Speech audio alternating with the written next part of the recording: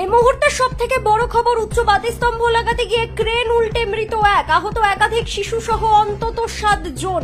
সোমবার হিরবাদ থানা এলাকার বহরামুড়ি গ্রামের ঘটনা। আপনাদের আরো একবার জানিয়ে রাখবো, হিরবাদের বহরামুড়ি গ্রামে উচ্চ বাতিস্তম্ভ লাগানোর সময় ক্রেন উল্টে বছর 22-এর সোনু চক্রবর্তী নামে একজনের মৃত্যুর পাশাপাশি আহত অন্তত 7 জন।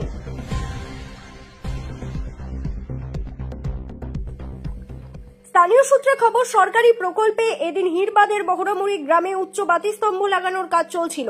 সেই সময় কাজে ব্যবহৃত একটি ক্রেন রাস্তার পাশের সেলুনের ওপর উল্টে যায়। এই ঘটনায় গুরুতর জখম হন একাধিক শিশু সহ অন্তত 7 জন।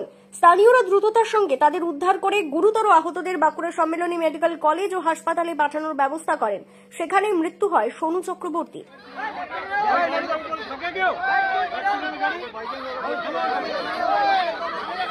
এই ঘটনার অব্যবহিত পরেই বাঁকুড়া খাতড়া ভায়া ইনপুর রাজ্য সড়ক অবরোধ করেন উত্তেজিত জনতা। পাশাপাশি পরে হিরবাদ থানার পুলিশ ঘটনাস্থলে পৌঁছলে তাদের ঘিরেও বিক্ষোভ দেখাতে থাকেন তারা। সর্বশেষ পাওয়া খবর পর্যন্ত অবরোধ চলছে। স্থানীয়দের দাবি, কোনো ধরনের সুরক্ষার ব্যবস্থা না করেই দায়িত্বপ্রাপ্ত ঠিকাদার এই কাজ করছিল। অবিলম্বে সংশ্লিষ্ট ঠিকাদার ক্রেন চালকের গ্রেপ্তারি ও দৃষ্টান্তমূলক শাস্তির দাবিও তারা জানান।